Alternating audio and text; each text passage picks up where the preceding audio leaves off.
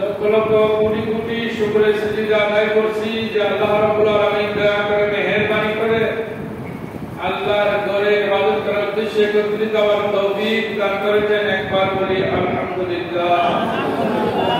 সংখ্যা মালা আল্লাহর নাজে দার মদিনা রাহমাতুল লিল আলামিনের আরওয়াহে তৈয়বায়ে লক্ষ লক্ষ কোটি কোটি দরুদ আর সালাম পাঠ করছি। যার উসিলা আল্লাহ রাব্বুল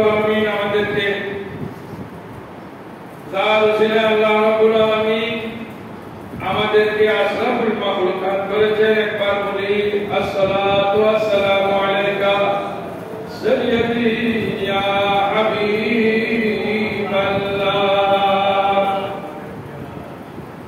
আজকে খুতবার বিষয় পহেলা মে আন্তর্জাতিক শ্রমিক দিবস। শ্রমিকদের অধিকার, শ্রমিকদের শ্রমের মর্যাদা, শ্রমিকদের মর্যাদা এবং তাদের সাথে আচরণের কি বিধিবিধান রয়েছে, ইসলাম কি বলেছে এ প্রসঙ্গে আলোচনা করার বিষয়। গত বুধবারে আন্তর্জাতিক শ্রমিক দিবস ছিল। এই শ্রমিক যারা শ্রম দিচ্ছে ওদের বদৌলতে আল্লাহ রাব্বুল আলামিন আল্লাহ রিজিক দিচ্ছেন। ওরা কষ্ট করছেন, আমরা রিজিক পাচ্ছি। ওরা কষ্ট করছেন, আমরা খাবার পাচ্ছি। ওরা কষ্ট করছেন, আমরা বিভিন্ন ধরনের ফসল পাচ্ছি। ওরা আমাদের জন্য শ্রম দিচ্ছেন, আমরা তাদের শ্রমের বিনিময়ে সুখে শান্তিতে বসবাস করা সম্ভব হচ্ছে।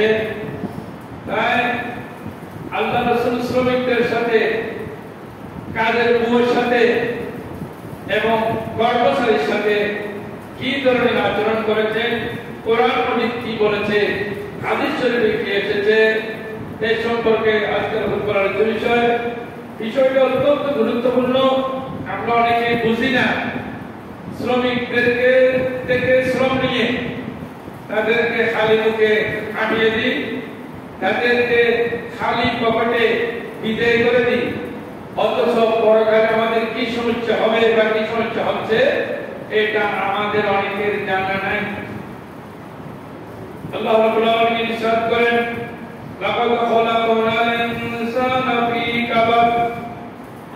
আল্লাহ বলেন, নিশ্চয় নিশ্চয় আমি মানব সৃষ্টি করেছি ফি কাবাদিন, শ্রম নির্ভর করে, কাজের জন্য, কর্মের জন্য, কষ্ট করার জন্য, ক্লেশ করার জন্য এবং কষ্ট সাধ্যের মাধ্যমে চলার জন্য আমি অবশ্যই বান্দাকে দান করেছি কষ্ট। বান্দা কষ্ট করতে হবে, বান্দা শ্রম করতে হবে। শ্রম করা ছাড়া, কষ্ট করা ছাড়া বান্দার আর কোনো উপায় নাই। যে যেখানে আছে, ব্যবসা করলে কষ্ট করে ব্যবসা করতে হবে, ব্যবসার জন্য খাটতে হবে, কষ্ট করতে হবে। চাকরি করলে চাকরির জন্য নিয়ম অনুযায়ী সময় দিতে হবে। আর যদি অন্য কোনো কাজ করে কাজের জন্য সময় দিতে হবে। কেউ বসে বসে খাওয়া, কেউ একেবারে চুপ করে বসে থাকা, এটা আল্লাহ এবং আল্লাহ রাসূল কোন সময় ভালোবাসেন না।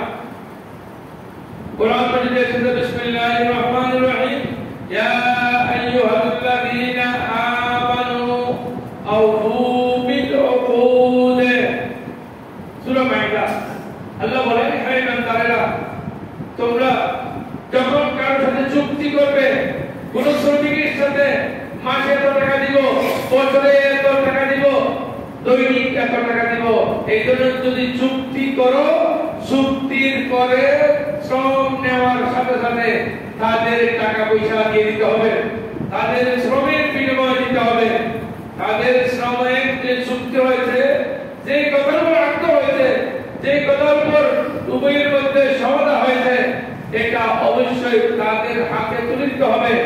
তুলে না দিলে পরবর্তীতে সমস্যা হবে, তখন কিন্তু আপনি বিপদে পড়বেন।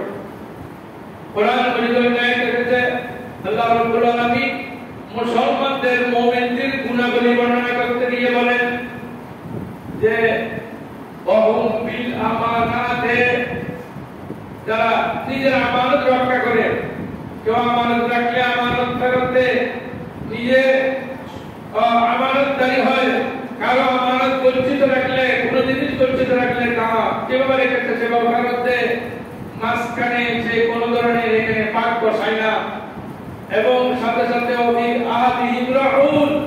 এবং যে ওয়াদা করে, যে চুক্তি করে শ্রমিকের সাথে, সেই শ্রমিকের চুক্তি পুরা করে। দোকানে একজন কর্মচারীর প্রয়োজন, আপনি কর্মচারী রেখেছেন, তাকে বলেছেন মাসে ৩,০০০ টাকা দিব, ৩,০০০ টাকা মাস শেষ করে দিতে হবে। আপনি ঘরের মধ্যে কাজের বুয়া রেখেছেন, তাকে বলেছেন মাসে ৪,০০০ টাকা দেব, চুক্তি হয়েছে ৪,০০০ টাকা দিতে হবে। যদি সেখান থেকে ১০০ টাকা কম দেন, তাহলে শ্রমিকের ওয়াদার সাথে আপনার কথা মিলে গেল না। আর হাদিস শরীফে আছে যারা ওয়াদা রক্ষা করে না তাদেরকে বলা হয় মুনাফিক। যাদের ওয়াদা করে চুক্তিবদ্ধ হয়ে যদি শ্রমিকের শ্রম দেওয়ার পরে, শ্রম নেওয়ার পরে আপনি তার টাকা পয়সা পরিশোধ না করেন, তাহলে এটাকে বলা হয় মুনাফিকের খাসলত। এই মুনাফিকের খাসলত যদি থাকে আমাদের আপনাদের মধ্যে, তাহলে আমরা কাল কিয়ামতের মধ্যে বিপদে পড়ে যাব। আল্লাহ রাব্বুল আলামিন আমাদেরকে বিপদ থেকে রক্ষা করুক, আমিন। আর কেউ যদি চায় যে আমি বসে বসে খাবো, কোনো কাজ করবো না, আল্লাহ বলেন নয়, ওয়াইদা কুদিয়াতিস সালাতু ফান্তাশিরু ফিল আরদি ওয়াবতাগু মিন ফাদলিল্লাহি ওয়াযকুরুল্লাহা কাসীরান লাআল্লাকুম তুফলিহুন। সূরা জুমা আল্লাহ বলেন, হে বান্দারা, যখন তোমাদের নামাজ শেষ হবে, ইদা কুদিয়াতিস সালাত, নামাজ যখন শেষ হবে, নামাজ যখন সমাপ্তি ঘটবে, নামাজের কার্যক্রম যখন আপনারা সমাপ্তি ঘটাবেন, তখন ফান্তাশিরু ফিল আরদি, জমিনের মধ্যে ছড়িয়ে পড়েন, শ্রম করেন, কষ্ট করেন, যে যা করেন, যার কাজ যেটা সেটা করেন। আপনি মসজিদের মধ্যে সারাদিন সারা রাত বসে থাকবেন না, ওয়াবতাগু মিন ফাদলিল্লাহ, আপনার রিজিক অন্বেষণ করেন, আপনার রিজিক তালাশ করেন। রিজিক কোথায় আছে এটা আপনি অন্বেষণ করেন। যারা ব্যবসা করেন, ব্যবসার জন্য ছড়িয়ে পড়েন। যারা চাকরি করেন, চাকরির জন্য শ্রমিক ছড়িয়ে পড়েন। যারা পেশাজীবী, তাদের পেশার জন্য আপনারা ছড়িয়ে পড়েন। ওয়াযকুরুল্লাহা কাসীরান, বেশি বেশি করে আল্লাহর জিকির করেন। লাআল্লাকুম তুফলিহুন, নিশ্চয়ই আপনারা সফল কাম হবেন। যদি নামাজ পড়ার পরও আপনি রিজিকের অন্বেষণ না করেন, মসজিদের মধ্যে ২৪ ঘন্টা বসে থাকেন, এটা ইসলাম বলেন নাই যে আপনি ২৪ ঘন্টা মসজিদে বসে থাকেন, মসজিদে বসলে আপনার রিজিক আসবে, এটা ইসলাম বলেন নাই। হ্যাঁ, এটা একবার উচ্চ পায়ের যারা একবার আল্লাহ ওয়ালা হয়ে গেছেন, তাদের রিজিকের ব্যবস্থা আল্লাহ করেন। আমরা যেহেতু এতদূর যেতে পারি নাই, সেহেতু আমাদেরকে নামাজের পরে ছড়িয়ে পড়তে হবে। নামাজ শেষ হলে, তাসবিহ তাহলিল শেষ হলে আপনার ব্যবসা বাণিজ্য, আপনার পেশায় আপনি নিয়োজিত হতে হবে, আপনার কাজে আপনি নিয়োজিত হতে হবে। অনেক মানুষ যারা মালিক পক্ষ শ্রমিকদেরকে নামাজ পড়তে দেয় না, শ্রমিকদেরকে নামাজ পড়তে দেয় না। হাদিস শরীফে এসেছে যে আপনি যদি আপনার জন্য ডাবল সওয়াব, কি কেন? যে আপনি আপনার শ্রমিককে আল্লাহর ফরজ আদায় করতে বলেছেন। একজন শ্রমিক গরিব দুঃখী এখানে মানুষ, তার উপর থেকে নামাজ মাপ নাই, তার কাছ থেকে রোজা মাপ নেই, তার কাছ থেকে যে ফরজ যেগুলো ইবাদত আছে এগুলো তার কাছ থেকে মাপ নাই, আল্লাহ মাফ করে দেন নাই। কারণ আপনি ওগুলো করার জন্য তাকে সুযোগ দিতে হবে, ওগুলো করার জন্য আপনি তাকে ব্যবস্থা করে দিতে হবে। তখন আল্লাহ আপনার জন্য এলাকা আজরান আপনার জন্য ডাবল সওয়াব রেখেছেন, আপনি ডাবল সওয়াব পাবেন। সুতরাং আপনি তাদেরকে নামাজ রোজা ঠিকভাবে করতে দিবেন। আল্লাহ নবী ইরশাদ করেছেন হাদিসে কুদসি শরীফ, ভাষা হলো রাসূল পাকের, মূল পদ হলো আল্লাহ। এই হাদিসে এটাকে বলে হাদিসে কুদসি। হাদিসে কুদসি শরীফের মধ্যে আল্লাহ বলেন, আনা সালাসাতুন আনা খাসবুহুম আমি তিন প্রকার মানুষের জন্য কাল কিয়ামতের ময়দানে আপিল করব। আমি তিন প্রকারের মানুষের বিরুদ্ধে বাদী হব, তিন প্রকারের মানুষের জন্য আমি মামলা করব। নাউযুবিল্লাহ। কে করবেন? আল্লাহ। কে করবেন? তিন প্রকারের মানুষের বিরুদ্ধে আমি বাদী হয়ে যাব। আল্লাহ বলেন আমি বাদী হব, আমি ওদের বিরুদ্ধে মামলা করব, আমি ওদের বিরুদ্ধে বিচারের ব্যবস্থা করব। ওরা কারা? কোনদিন করবেন? কিয়ামতের দিন করব। ইয়াউমাল কানা ফাসমাহু ইয়াউমাল কিয়ামাতে, কিয়ামতের দিন। রাজুলুন উতিয়া বিহি সুম্মা কাদারা, একজন মানুষ আল্লাহর ওয়াস্তে তাকে আযাদ করে দেওয়া হয়েছে, তাকে স্বাধীন করে দেওয়া হয়েছে, অথবা আল্লাহর ওয়াস্তে তাকে ধন সম্পদ দিয়ে ধনী করা হয়েছে। ধনী হওয়ার পরে সে কাজদারি করে, মানুষের কথাবার্তা শুনে না, সে ইসলাম বিরোধী কার্যকলাপ করে, তার বিরুদ্ধে কিয়ামতের দিন আল্লাহ বলেন আমি তার বিরুদ্ধে মামলা করব, তার বিরুদ্ধে বাদী হব। দুই, ওয়ারাজুলুন বাহুরান ফাআকালা সামানাহু, তৃতীয় নম্বর এমন ব্যক্তি যে ব্যক্তি কোন স্বাধীন মানুষকে বিক্রি করে, ওয়া আকালা সামানাহু, এবং বিক্রির লব্ধ টাকা ভোগ করে, ভক্ষণ করে। কোন স্বাধীন মানুষ কেমনে বিক্রি করে? আমরা মাঝে মধ্যে দেখি যে অনেক মানুষ আছে যারা বিয়ে শাদীর লোক দেখিয়ে মেয়েদেরকে পাচার করে। এই কয়েকদিন আগে আছে আপনার বৃদ্ধাশ্রমের মধ্যে আশ্রয় দিয়ে ওই বিদ্যালয় থেকে কিডনি বিক্রি করছে। নাউযুবিল্লাহ। স্বাধীন মানুষকে বিক্রি করা, আরেক দেশে বিক্রি করা, নিজের দেশে বিক্রি করা, চক্ষু খুলে নেওয়া, আপনার কিডনি খুলে নেওয়া, লিভার অন্য জায়গায় নিয়ে যাওয়া, এটা কোন অবস্থায় জায়েজ নয়। এই বিক্রি করে যেই টাকা সে খাবে, এই ব্যক্তির বিরুদ্ধে আল্লাহ কাল কিয়ামতের ময়দানে বাদী হবেন কাদের বিরুদ্ধে? নাউযুবিল্লাহ।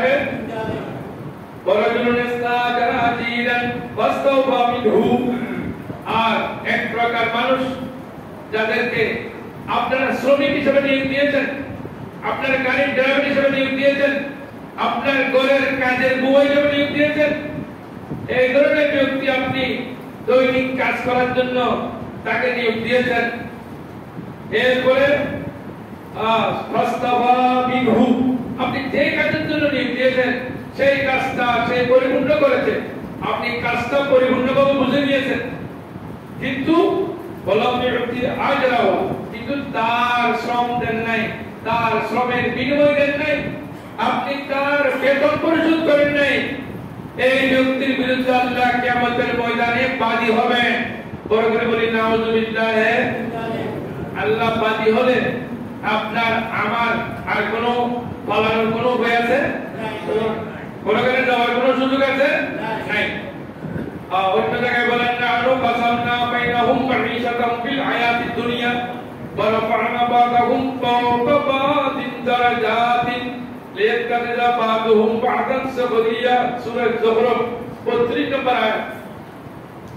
আল্লাহ বলেন নাহনু বাসালনা বাইনাহুম, আমি পাক করেছি, কন্ট্রোল করে দিয়েছি তাদের মধ্যে, মাঈশাতাহুম, তাদের জীবিকাকে, ফিল হায়াতিদ দুনিয়া, এই ইহকালে দুনিয়ার জীবনে আমি তাদেরকে তাদের জীবিকা ভাগ করে দিয়েছি। ওয়ারাফা'না ফাওকাহুম ফাওকা বা'দিন, এবং কাউকে অন্য কারো উপর দারাজাতিন, অন্য কারো উপর মর্যাদা দান করেছি। এটা কেন আল্লাহ করেছেন? যদি উভয়কে সমান করে দিতেন, সব মানুষ যদি সমান হতো, মনে করেন এই এলাকার মধ্যে 5,000 মানুষ বাস করে, সবাই 10 কোটি টাকা করে মালিক, কেউ কারো কাজ করতো? কেউ কারো কাজ করতো? কেউ কাকে কাজে রাখলে দেখি আপনি কি মনে করছেন? হ্যাঁ, কি মনে করছেন আপনি? আপনার কাছে 10 কোটি টাকা, আমার কাছে 10 কোটি টাকা আছে, কি বলেন আপনি? আপনার কাজ করে আমি করব, আপনারটা আমি করব, আপনি আমারটা করেন। এটা আল্লাহ করেন না। কেন? সুখে শান্তিতে সমাজে বসবাস করার জন্য। কাউকে করেছেন ধনী, কাউকে করেছেন গরিব। আবার যদি আপনারা মনে করেন যে আমি 50,000 কোটি টাকার মালিক, তারপর আপনি ধনী না, নাহনুল ফুকারাউল হাজা, আমরা সর্বদা আমরা গরীব, আমরা মিসকিন, আমরা দুঃখী, আমরা অনাথ, আমরা নিঃস্ব। ওয়া আনতা গনিয়ুল হাজা, আল্লাহ আপনি হলেন ওয়া আনতাল গনিয়ুল রহমা, আপনি হলেন রহমান, আপনি হলেন রহমতওয়ালা, আপনি হলেন ধনী। আল্লাহই ধনী। আপনি 50,000 কোটি টাকার মালিক হলেও আপনি দুনিয়া থেকে কিছুদিন আপনার কাছে আছে, দুনিয়া থেকে যখন আপনি চলে যাবেন তখন আপনার কাছে আর কিছু নাই। আর আল্লাহর কাছে দুনিয়া আখিরাত সব জায়গায় আছে।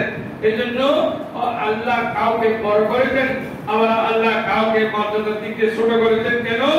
লিয়াত্তাখিযা বা'দুহুম বা'দান সুহরিয়া, যাতে একে অপরের কাজগুলো সমাধা করতে পারেন। আমার দৈনিক মানুষের দরকার। গ্রামগঞ্জে অনেকে শাসি আছে, একজন শাসির জন্য অনেক সময় বেশি চাষাবাদ করলে অনেক মানুষের দরকার হয়। দৈনিক সে 10 জন 20 জন 30 জন মানুষ দিয়ে তার ধান কেটে ঘরে আনে, তার ধান ঘরে আনে, তার খলাই ঘরে আনে, তার গম ঘরে আনে। সুতরাং আপনি আমি যে যদি শাসি ব্যক্তির সমান যদি অন্য মানুষ হয়ে যেত, তাহলে এখানে তাকে শ্রম দেওয়ার জন্য কোনো মানুষ আসতো না। এখন মানুষ আসতেছে কেন? মানুষ আসার কারণ হলো সে গরিব মানুষ, দুঃখী মানুষ, তার কাছে কিছু নাই, এই জন্য সে আপনার কাছে আসতেছে, আপনার কাছে আসতেছে। যা হোক, এখন কিতাবের মধ্যে এসেছে, তাহলে অন্য জায়গায় এসেছে বলেন নবী সাল্লাল্লাহু আলাইহি ওয়াসাল্লাম ইখওয়ানুকুম আসিনু ইলাইহিম, যারা গরিব মানুষ শ্রম দিচ্ছে, রিকশাওয়ালা, ঠেলাগাড়িওয়ালা আপনাকে ঠেলে টেনে এখান থেকে 3 মাইল দূরে নিয়ে যাচ্ছে, ঠেলাগাড়িওয়ালা আপনার মাল 5 মাইল দূরে নিয়ে যাচ্ছে। আপনি মনে করছেন এর কিছু নয়, এ আল্লাহর বান্দা নয়, সেই আল্লাহর বান্দা। তাকে আল্লাহ গরিব করেছেন বিদায় মিসকিন নিঃস্ব হওয়ার কারণে আপনার মাল 12 মাইল দূরে নিয়ে যাচ্ছে। আপনি যা কথা হয়েছে আপনার আলমিরা বা আপনার অন্য কোনো ফার্নিচার 12 মাইল দূরে নিয়ে যাবে, কথা হয়েছে তার সাথে আপনার 1200 টাকা আপনি যাওয়ার সময় 1000 টাকা দিলেন আর 200 টাকা কম দিলেন, এটা কখনো হতে পারে না। বরং আরো টাকা 50 টাকা 100 টাকা বাড়তি দিবেন গরিব মানুষকে।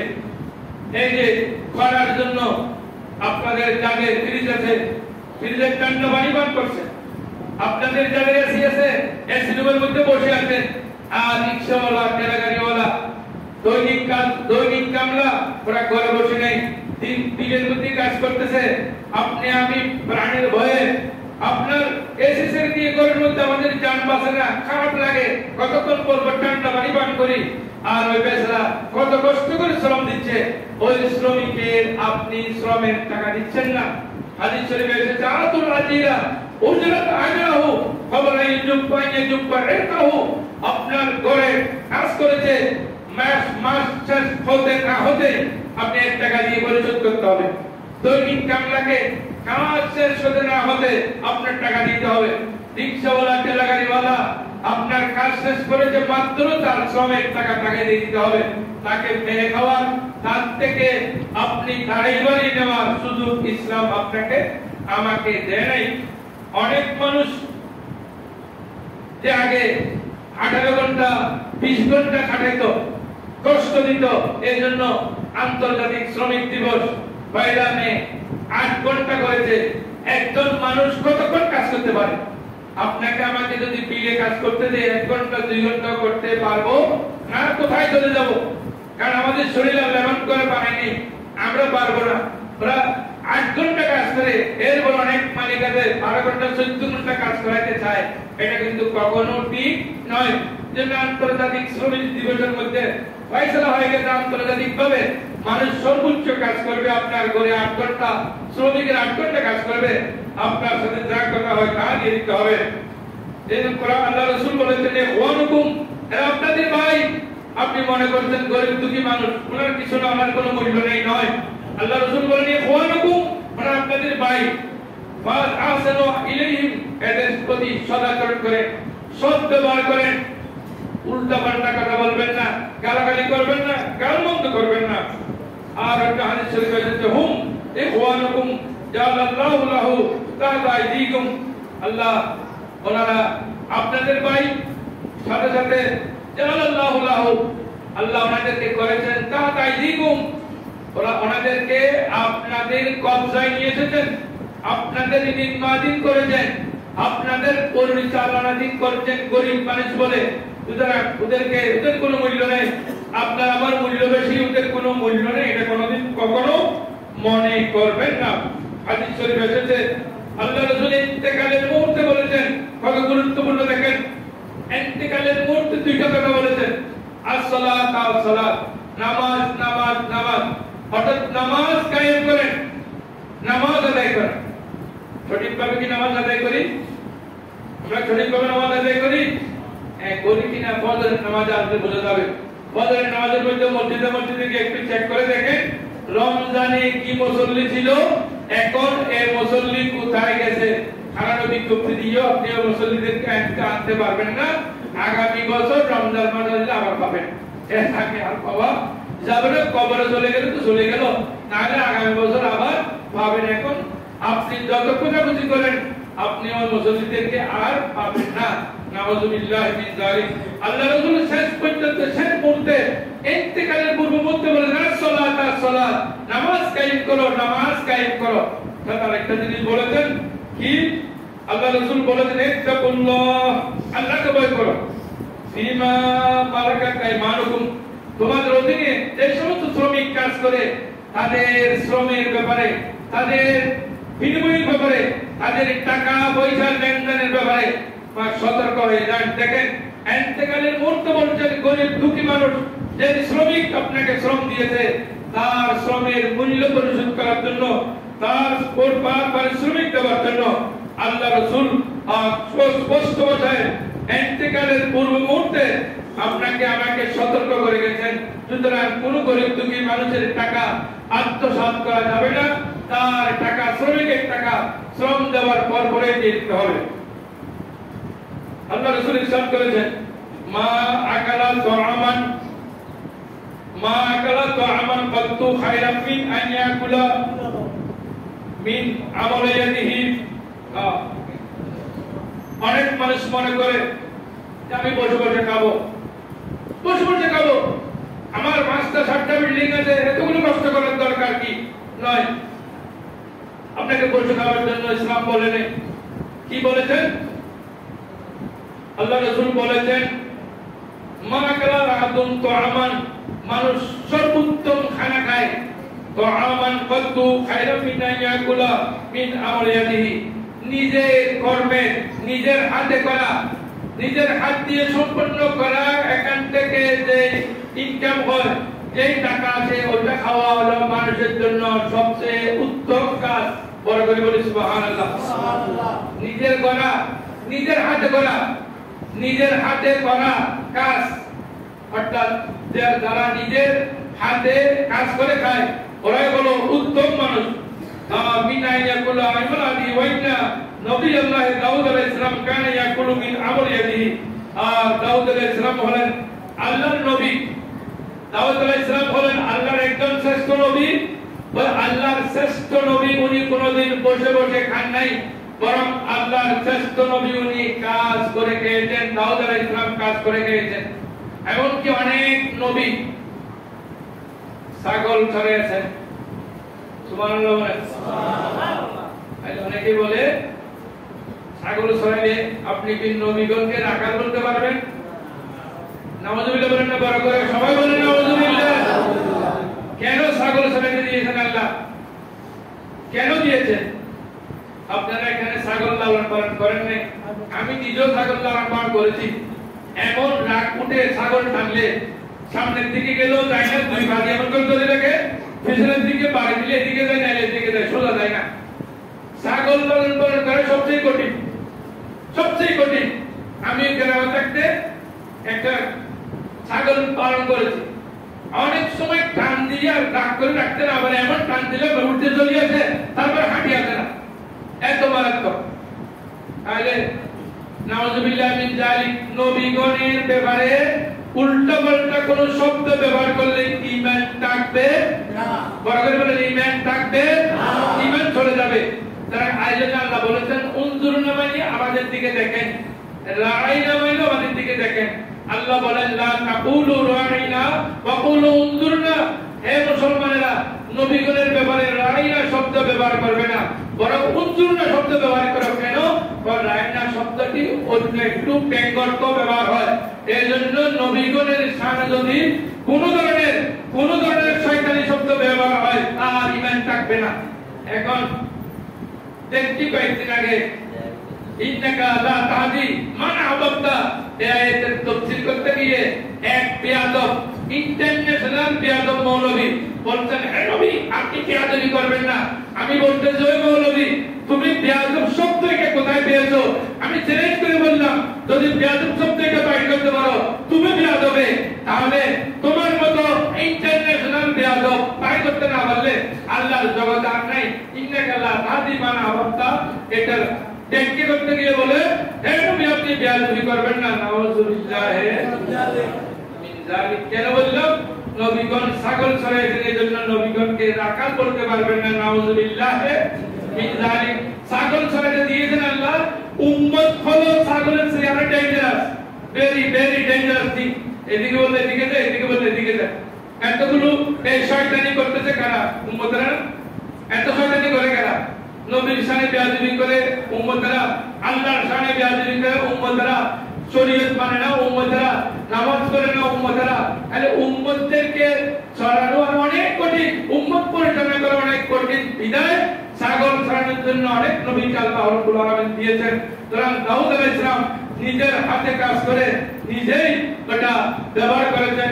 সুতরাং নিজের হাতে কাজ করে নিজেই খেয়েছেন। নবীর সুন্নাত হলো নিজের হাতে কাজ করে খাওয়া।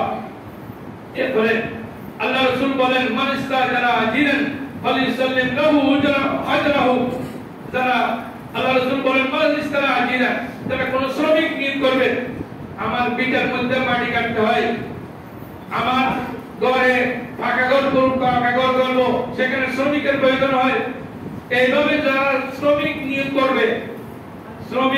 করবে কোন একটি চুক্তিবদ্ধ করে যে আমার ঘরটা আপনি করে দিবেন, আপনাকে 3 লক্ষ টাকা দিব, 3 লক্ষ টাকা দিবেন আপনি, আমার ঘরটা আপনি 5 তলা করে দিবেন। সুতরাং 3 লক্ষ টাকা চুক্তি হওয়ার পরে আপনি একে 2 লক্ষ দিলেন আর 1 লক্ষ দিলেন না, এটা হতে পারবে না। আল্লাহ রাসূল বলেন, ফালিসাল্লিম লাহু আজরাহু।